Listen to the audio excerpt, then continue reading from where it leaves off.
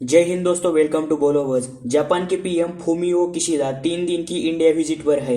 इस साल India host कर रहा है G20 की प्रेसिडेंसी और जापान होस्ट कर रहा है G7 की प्रेसिडेंसी। तो पीएम मोदी और पीएम किशिदा की ये मीटिंग काफी महत्वपूर्ण थी। इंडिया और जापान दोनों अच्छे दोस्त हैं। दोनों इंटरनेशनल लेवल पर एक दूसरे के साथ हमेशा खड़े रहते हैं। भारत और जापान के लिए सबसे बड़ी चुनौती चाइना है, इसलिए ये बैठक इंडिया पैसिफिक स्ट्रेटेजी के बारे में इम्पोर्टेंट थी।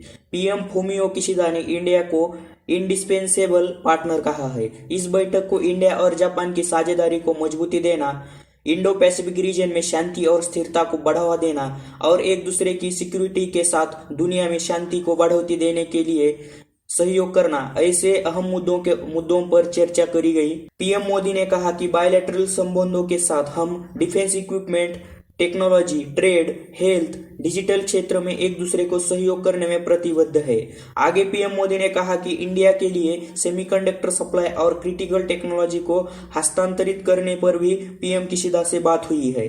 पिछले साल जापान और इंडिया के बीच एक एग्रीमेंट साइन हुआ था, जिसमें अगले 5 साल में जापान इंडिया में 5 ट्रिलियन जापानी येन की इन्वेस्टमेंट करेगा, जिससे आने वाले सालों में भारत में रोजगार की कमी नहीं होगी। इस मुद्दे को भी दोहराते हुए बातचीत करी गई। साल 2017-18 में भारत और जापान के बीच लगभग 16 बिलियन US डॉलर का ट्रेड हुआ था, जो 2021-22 में बढ़कर 20.57 बिलियन डॉलर तक पहुंच चुका है। पिछले कुछ सालों में जापान की भारत में फॉरेन डायरेक्ट इन्वेस्टमेंट भी काफी बढ़ी है। 2021-22 में जापान ने 1.5 बिलियन US डॉलर इंडिया में इन्वेस्ट किए थे।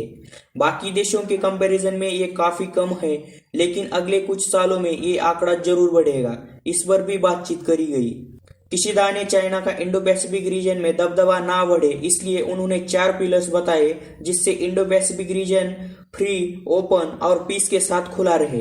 उन्होंने कहा, रूल्स की prosperity, addressing challenges, multi layered connectivity, extending efforts for security. उन्होंने चाइना का नाम ना लेते हुए ये सब बातें पीएम मोदी के साथ डिस्कस की। जापान की दोस्ती के बारे में आप क्या सोचते हैं, इसके बारे में कमेंट में जरूर लिखना और इस वीडियो को लाइक करके चैनल को सब्सक्राइब जरूर करना। मिलते हैं ऐसे ही डिस्कशन वीडियो